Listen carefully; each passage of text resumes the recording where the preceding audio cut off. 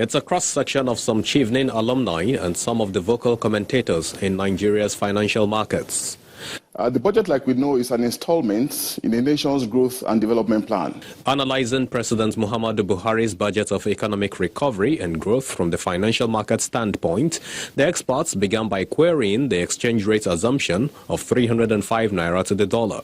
In an economy where we know the value of the dollar is somewhere around 500 naira, it's preposterous for any economics to put as an assumption underlining a budget for next year. If you take inflation into consideration, there's a further contraction.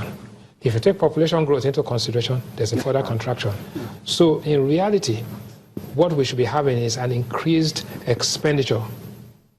And we are seeing that in nominal terms, which is good.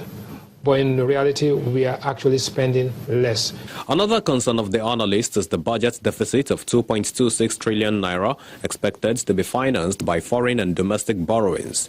Two research analysts from AfriInvest see this as worrisome. The liquidity mop-ups have been putting rates at very unsustainably high level, at the money market end, to the extent that the bond auctions are hardly successful. The last one that was issued, we saw that even the federal government could not do most of those auctions.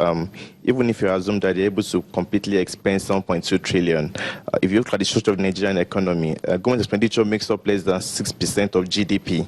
So even if government decides to spend more, it will add less than 1% to GDP growth. So you need a household to be confident enough to spend more. You need private individuals to be confident enough, to spend more in the economy. Clearly, the 2017 spending plan is an ambitious one with optimistic assumptions. While the budget appears as a far cry from the current economic realities, portfolio investors are likely to sustain a wait-and-see approach on the current monetary policy environment and the tough foreign exchange regime. Temple Ashaju, Channels Television News.